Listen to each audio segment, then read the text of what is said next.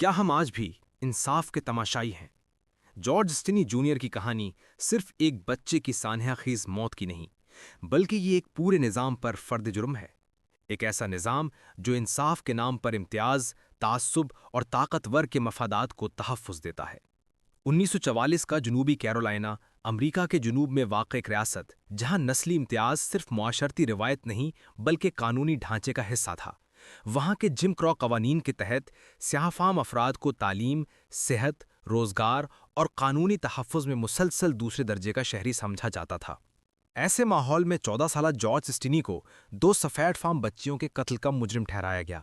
نہ کوئی مضبوط ثبوت تھا، نہ گواہ، نہ سائنسی تجزیہ، صرف شک، تعصب اور ایک رنگ یعنی کالا۔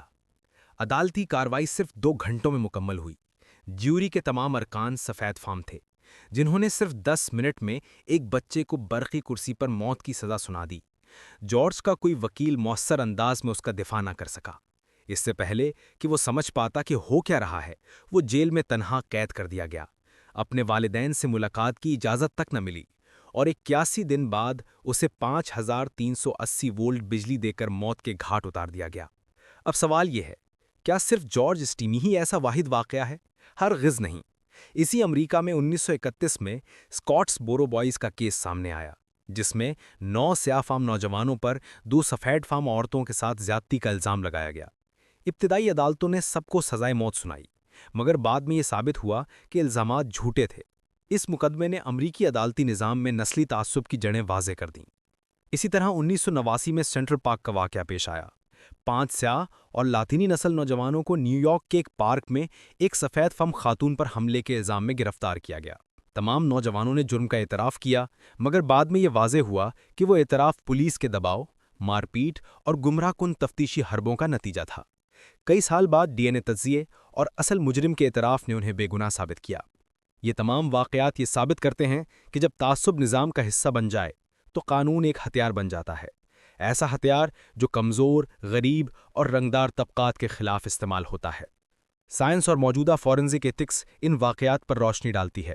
جارج اسٹینی کے مقدمے میں نہ تو جرم کے مقام کی سائنسی تفتیش ہوئی، نہ آلہ قتل پر فنگر پرنٹ لیا گیا، اور نہ ہی اس بات کا تجزیہ کیا گیا کہ آیا 14 سالہ کمزور جسم رکھنے والا لڑکا واقعی 19 کلو وزنی لکڑی سے کسی کو مار سکتا تھا۔ یہ تمام سوالات آج کے دور میں کسی بھی مقدمے میں بنیادی اہمیت رکھتے ہیں، مگر اس وقت صرف رنگ ہی فیصلہ کن تھا۔ تحقیقات کے مطابق امریکی عدالتی نظام میں سیاہ فام افراد کو سفید فاموں کے مقابلے میں 3 گنا زیادہ سزائے موت دی جاتی ہے، خاص طور پر جب مقتول سفید فام ہو۔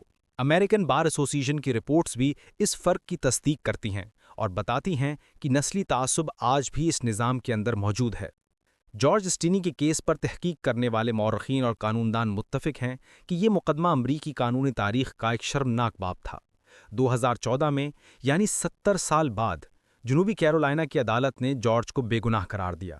جج کارمن مولچی نے فیصلے میں کہا، اس عدالت کا مقصد سچائی کی تلاش ہے، اور یہ مقدمہ انصاف سے محروم تھا۔ یہ فیصلہ اگرچہ ایک رسمی معافی تھی، مگر جارج واپس نہ آ سکا۔ اس کی زندگی تو ختم ہو چکی تھی، اس نظام کے ہاتھوں جو اسے بچا سکتا تھا مگر نہ بچا سکا۔ اس واقعے کی باز گشت صرف عدالتوں یا تاریخ کی کتابوں تک محدود نہیں رہی۔ ادب اور فلم نے بھی سچائی کو آواز دی۔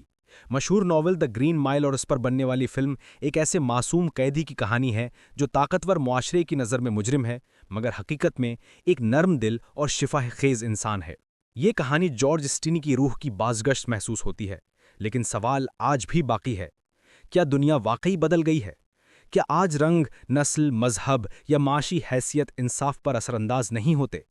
پاکستان، بھارت، امریکہ، برطانیہ یا کسی بھی مہذب ملک میں ایسے بے شمار مقدمے ہیں جہاں کمزور طبقے کو خاموشی سے کچلا جاتا ہے، صرف اس لیے کہ وہ آواز اٹھانے کے قابل نہیں ہوتے۔ ان کی کوئی پہچان نہیں، کوئی وکیل نہیں، اور اکثر ان کے لیے سوال اٹھانے والا بھی کوئی نہیں ہوتا۔ جارج اسٹینی کا چہرہ صرف ایک تصویر نہیں، وہ انسانیت کا آئینہ ہے، اور یہ آئینہ ہم سب سے ایک ہی سوال کرتا ہے، کیا ہم نے اس سے کچھ سیکھا، یا ہم آج بھی انصاف کے تماشائی ہیں، صرف ہاتھ پر ہاتھ دھرے ہوئے؟